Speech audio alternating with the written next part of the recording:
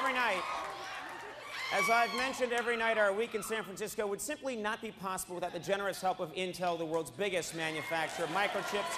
Intel, I will tell you, has been very generous. When this week started, I didn't know much about that company. I really didn't. So I wanted to see firsthand who would be foolish enough to sink money into this show. So I decided to visit their headquarters in nearby Santa Clara to learn more about, Intel. I brought a camera crew along. Here's what happened. We're here at the Intel headquarters in Santa Clara, California. Intel is the world's leading chip manufacturer, or so they tell me. And the first thing you notice about Intel is they're a little bit controlling. They actually have a sign here on the floor telling you exactly where to stand if you want to take a picture of the Intel stuff. Not here. Not here, but here. Hi, your name is? Don Beatty. I'm a senior marketing manager in the Consumer Client Services Group at Intel. You're going to take us through Intel, is that right? That's right. First of all, Don, I love what you guys have done with the color here. I think the gray works very nicely with the gray, which works well with the grayish blue. Oh my God. We really tried to keep a very similar working environment. Basically, everyone at Intel is infused. It's good. It makes people feel that they're all basically the same, that there is no individuality, there's no hope, there's no sense that life has possibilities. Look at H10. Is that what you'd see in a parking garage? Tell you where exactly you are? We try to mark the general areas, so you may tell a coworker, I'm over by pole H10. Right, which is better than, you know, those pretty flowers near the window? I'm near those.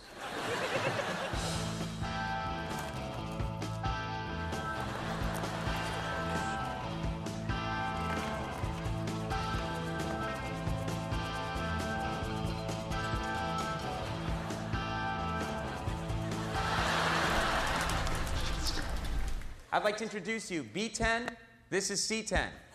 Hi. C10, B10. I think you two should have lunch together over at C9 today. Please do not move this chair from this cube.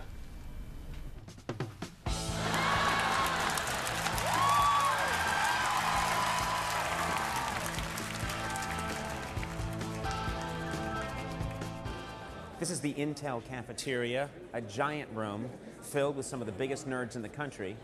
But in any society, there is a hierarchy. And here they are, the chess club, the super nerds. So you guys, you come over here and you play chess and you don't talk to the others, do you? Unless we have to. Unless you absolutely have to. You play chess? Me? I did a long time ago. I like to play Hungry Hungry Hippos. You know that game? Dominate at that game. I destroy at that game. This is Kayvon, is that correct? Yes, that's correct. And Kayvon, what do you do? I'm a factory manager. Here's where you make the chips. That's where we make the chips. Okay, and it has to be a clean environment, is that right? Yes, clean is actually a little understatement. It has to be ultra clean. Let me ask you something. I like to carry around this tube of dryer lint, just for good luck. I sealed this up pretty good. That's Scotch tape. Yeah. That's the best tape you can buy. Yeah. This top sometimes just pops off and the lint flies out. No-no. Is it making you nervous? Yeah. Doesn't it? You're going to put a hairnet on. Hairnet? Yeah. So you know, we look like Laverne and Shirley. Hear about all the going by? Very good. Doesn't know what I'm talking about. So now we put on these are gloves from all the way small to the large one. I would need the, I got large hands, I think you look ladies.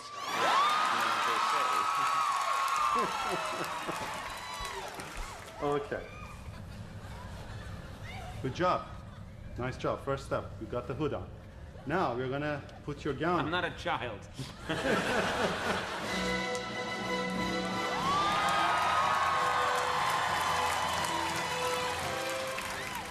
Oh, look. Yeah. Stretching. See, that's where I am.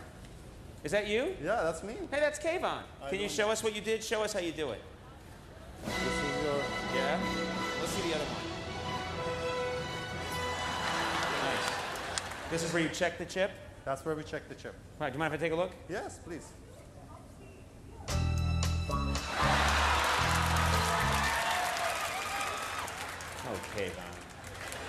we have this thing called laminar airflow. So air is always circulating because we want to always clean up the particles. This is how we get to this very, very often clean type of clean environment. And now we are heading out to the phase 3. From there on, we are going to go to our copper, non-copper.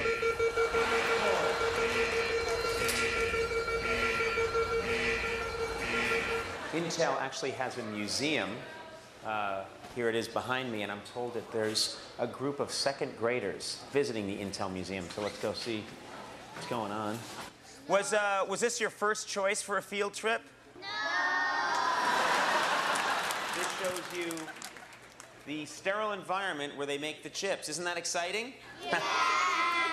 Look at this. In 1987, the 80C186 embedded processor in surface mount technology was announced. It's the SMT package, right? Yeah! You guys, you want a fun life? Yeah! It's called a cubicle.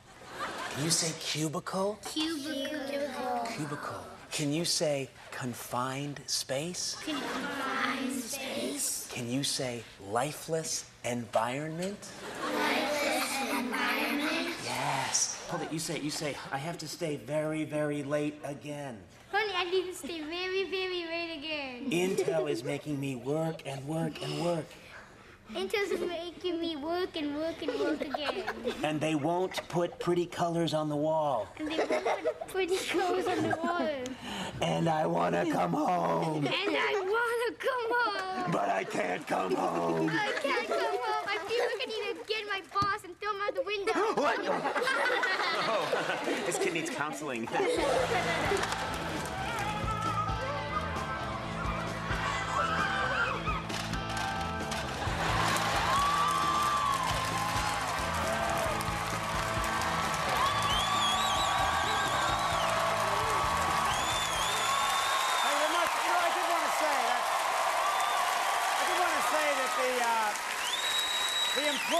The employees at Intel are, of course, they're very nice. They were very helpful. They were terrific.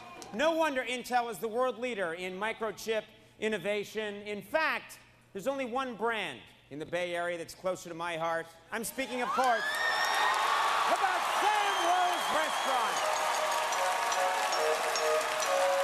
Sam Woe's, located at 813 Washington Street between Grant and Stockton, open 7 days a week, 11 a.m. to 3 a.m. Sam Woe's, a perennial Chinatown favorite for over 100 years. Snoop Dogg coming up. We'll be right back.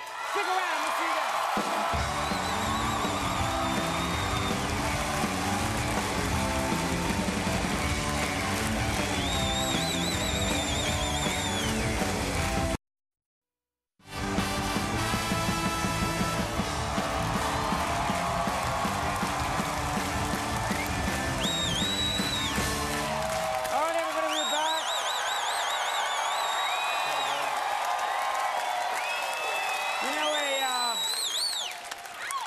I want to tell you people a story. I'm going to tell you a story. A few years ago, we retired a popular feature on our show called the Walker Texas Ranger lever. Yeah. It was imagine a lever that when pulled showed clips of the Chuck Norris action show Walker Texas Ranger. Well, you know, eventually we ran out of clips and we thought that's over. Recently I learned that early in his career, Chuck Norris made a low-budget Hong Kong cop movie called Slaughter in San Francisco. For years, Norris has sought to keep this poorly made travesty of a film out of America. He didn't want it seen.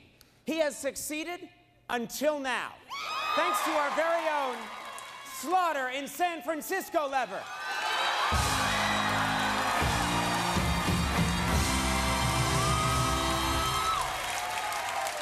Ladies and gentlemen, showing a clip from Slaughter in San Francisco could embarrass Chuck Norris. It might even damage his ability to sell home gyms on late-night television.